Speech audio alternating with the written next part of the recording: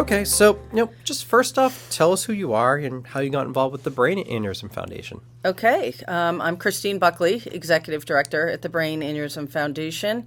I've been in that role since 2006, but prior to that, I was a volunteer for about 9 years, so I've really come up through the rankings, was on the board for a bit, and I became their first full-time employee.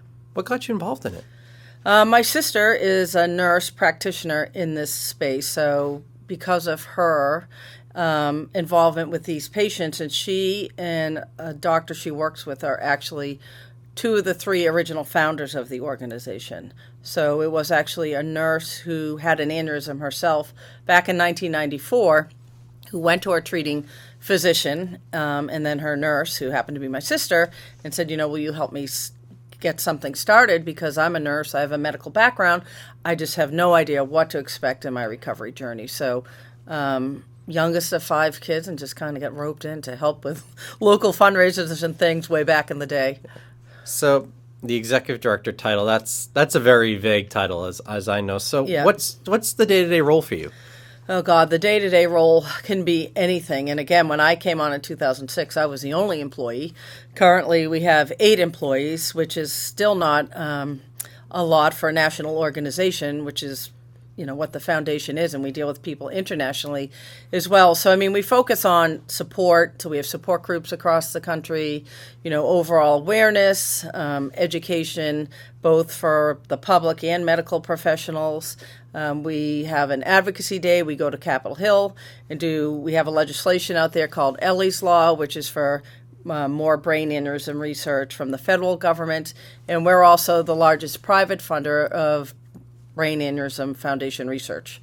So the day-to-day involves kind of coordinating, overseeing, and making sure that those things happen. Now for the people that work with you, what do you have? I assume you have like a development person? We have our first ever development person who started in January. We have an events person. That role's changed a bit, so we had someone new come on in April. So I'm actually thrilled with the 2 new folks who came on board, because they both have good prior nonprofit experience, where everyone else, until that time, really, we've come in on the ground and just been working our way through it all. So we have someone on the admin side who handles the phones, the emails, sends out materials, our bookkeeper, someone that takes care of the marketing and branding for the website and all the materials we print, and then actually someone that works offsite in New Jersey, a pretty new grad who takes care of our social media. Awesome. So for those that don't know, what is the Brain Aneurysm Foundation? So it's an organization to primarily raise awareness, first and foremost, and also support. That was the basis for which it started, again, because it was a nurse who understood what she had but didn't know what lied ahead for her future. So there's a lot that patients and families go through. So the awareness and support was the core. And then, again, there's just so much with this disease. There's 1 in 50 people walking around in the United States with a brain aneurysm. That's about 136,000 people in Massachusetts alone. 30,000 people rupture. That's 1 every 18 minutes, and half of those people die.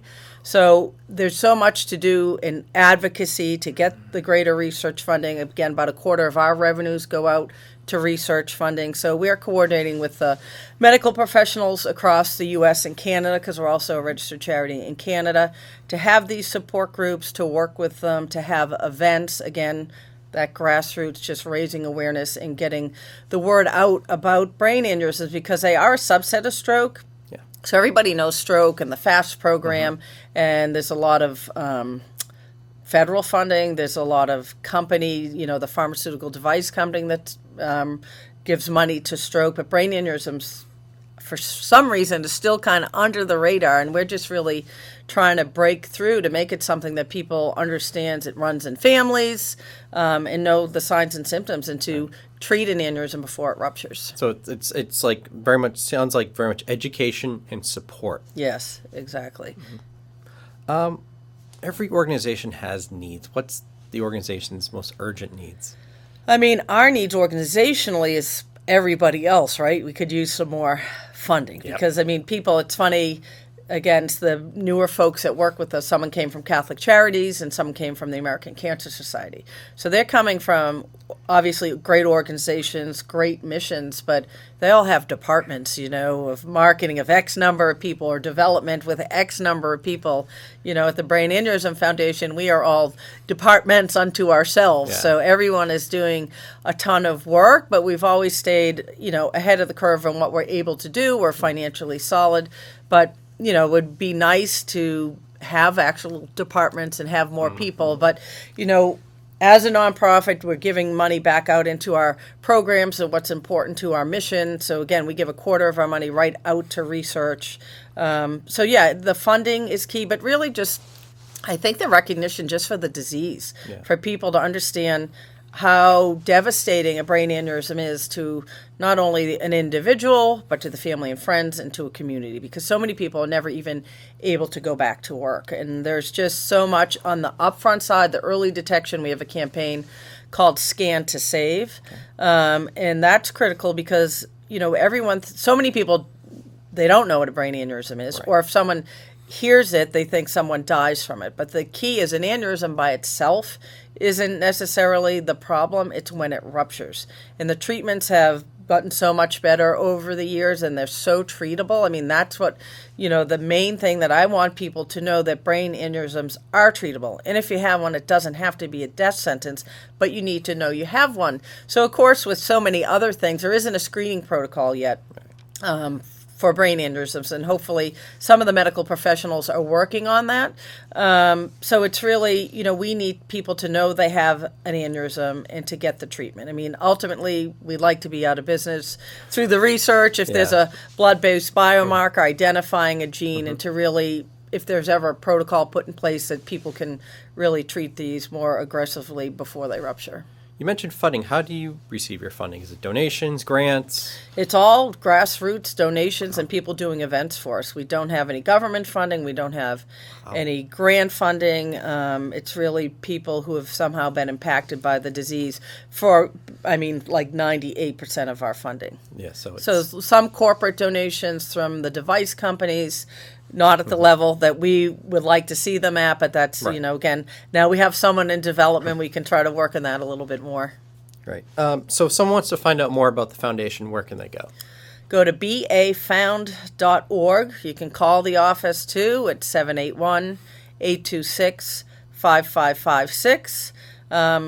September's our awareness month, so we have a lot going on. We have a day of engagement this September 15th, and it's coinciding, obviously, with the month, but September's also when we have our research grant symposium to a different city and state every year. So it's a really big day, and we're watching this landing page counting down the 70 days left till it happens. So we are all spinning quite a bit now. But yeah, absolutely. Go to the website, call the office. If you're local, stop by. We're 269 Hanover Street. There's always somebody there, Monday through Friday. But yeah, there's definitely a lot of information to know, and I encourage people to learn some more. What if someone wants to get involved in the organization? Can they volunteer, get involved? How can they do that? Yeah, definitely. I mean, again, the same thing. They can reach out via email on the website, call the office. I mean, because we are a Massachusetts founded and based organization, we have quite a few events here. And again, with limited staffing and getting into September, there's a lot of help that we could use in getting things out the door. We have a big golf tournament in September. That's on 3 courses if anybody wants to volunteer that day. But there's always ways that we can, row people in and make them part of the team and use their help. Nonprofit world, as you and I know, it can be really rewarding, but at the same time, it can be very, very challenging. What's some of the biggest challenges, BAF has faced?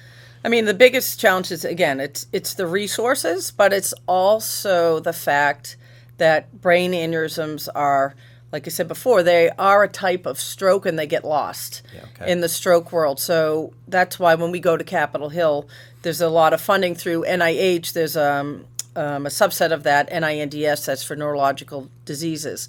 So there's already so much for stroke, but the brain aneurysm pod, it's not focused on. So we are working, there's a lot going on now with AI intelligence, that has started with stroke that a lot of the medical folks are bringing to brain aneurysms, and they think that's going to open up a lot. So it's really when, like anything else, if a celebrity talks about it or you see a sports person more affiliated with it, it'll make a difference. So it's just really hard to get the voice of those impacted by a brain aneurysm really highlighted on their own and not lost in some other subcategory.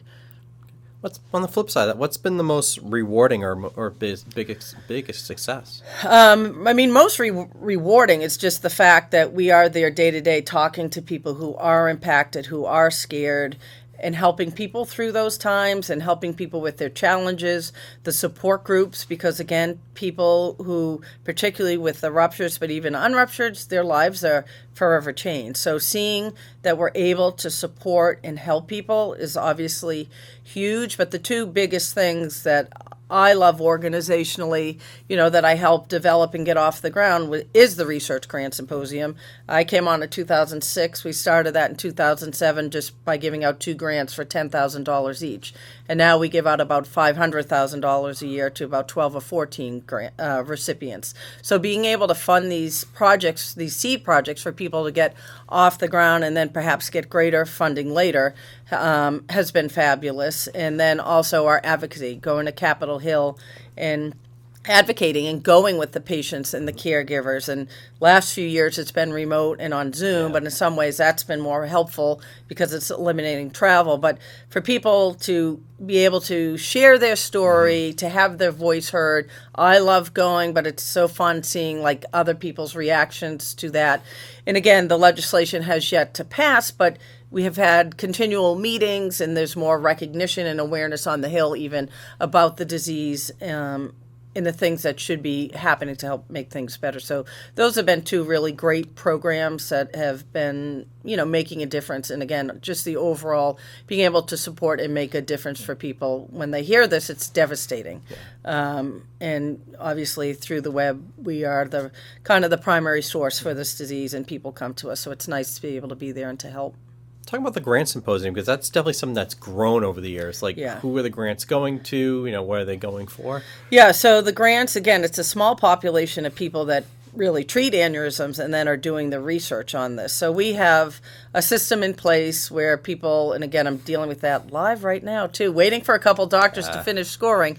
But we have a committee of doctors, again, U.S. and Canada, who score these grants. We had about 80 applicants this year, and again, we'll probably award 12 to 14. So they could be on early detection, they can be in better treatments, it could be for better outcomes. There's something called vasospasm, that after someone has a rupture, there's a 2-week period where these vasospasms, which is constricting of the vessels, could then ultimately cause the person to have a stroke as well.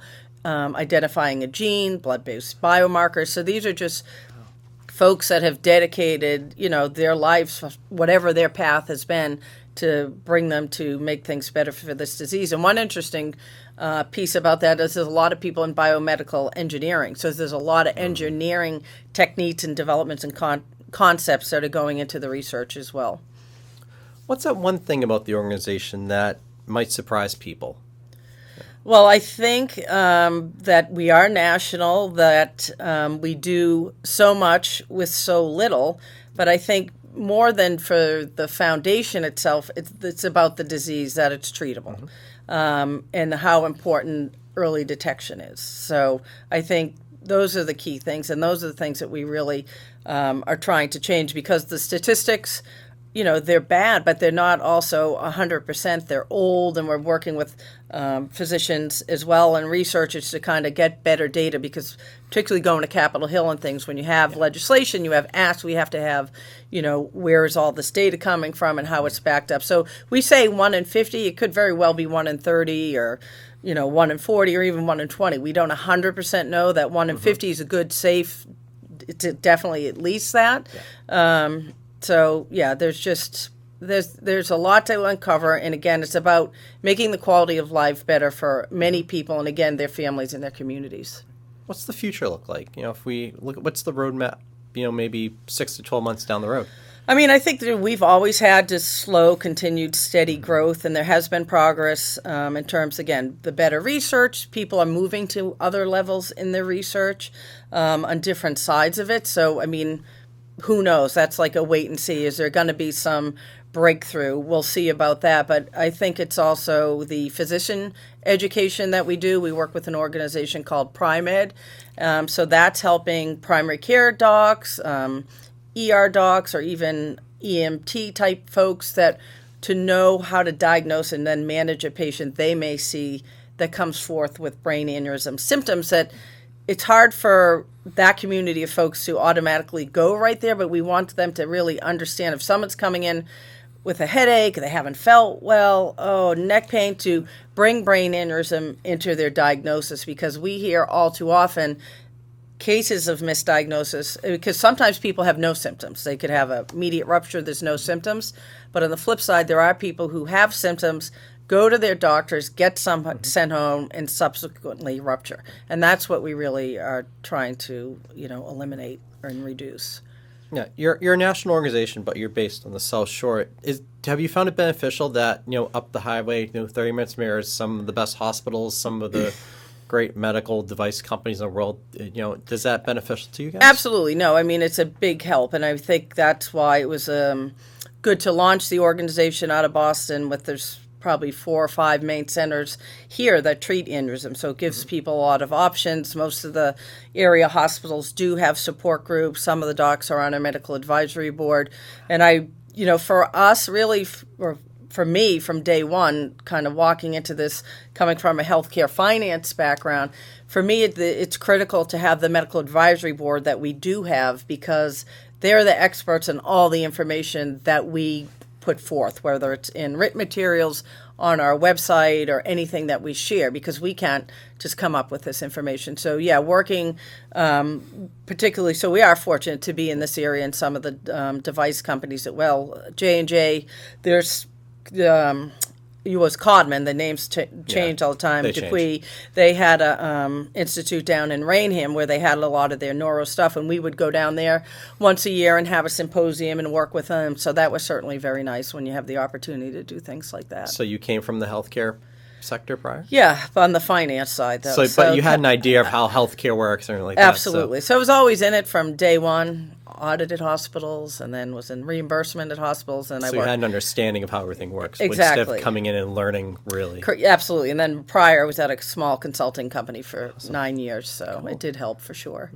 Before we wrap up, is there anything that you want our listeners to know about the Brain Aneurysm Foundation?